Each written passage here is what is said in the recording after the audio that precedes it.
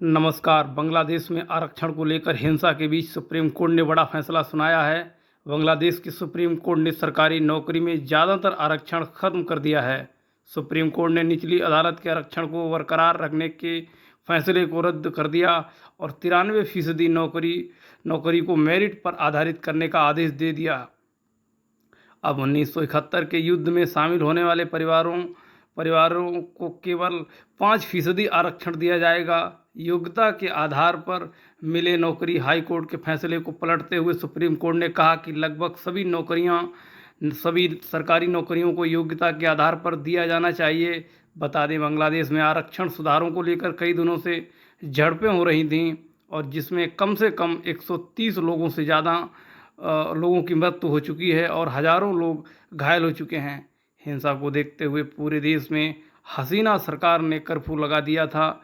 Supreme court में सुनवाई के दौरान छात्रों की ओर से 5 वकीलों का तर्क रखने की इजाज़त दी गई थी। इस सुनवाई में शामिल हुए कुल 9 वकीलों में से 8 ने हाई कोर्ट के फैसले को पलटने की बात कही। केवल एक ही वकील ने आरक्षण की वकालत की। बता दें, बांग्लादेश में आरक्षण सुधार के तहत 1/3 सरकारी नौकरियों को 1971 के युद्ध में भाग लेने वाले परिवार वालों के लिए आरक्षित कर दिया गया था। अब सुप्रीम कोर्ट ने कहा है कि वह स्वतंत्रता संग्राम सेनानियों के परिवार वालों के लिए केवल 5% आरक्षित सीटें की जा सकती हैं।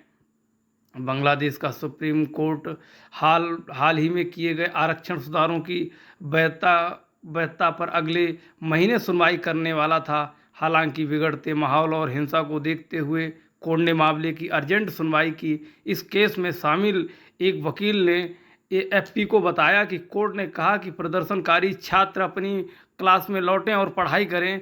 इस आदेश के बाद आरक्षण 56% से घटकर केवल 7% हो जाएगा।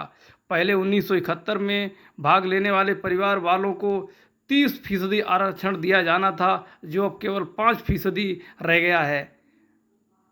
1% आरक्षण आदिवासियों के लिए और 1% दिव्यांगों और ट्रांसजेंडरों के लिए रह जाएगा। इस तरह बांग्लादेश में सरकारी नौकरियों में आरक्षण लगभग खत्म हो जाएगा। 93% नौकरियां मेरिट के आधार पर दी जाएंगी।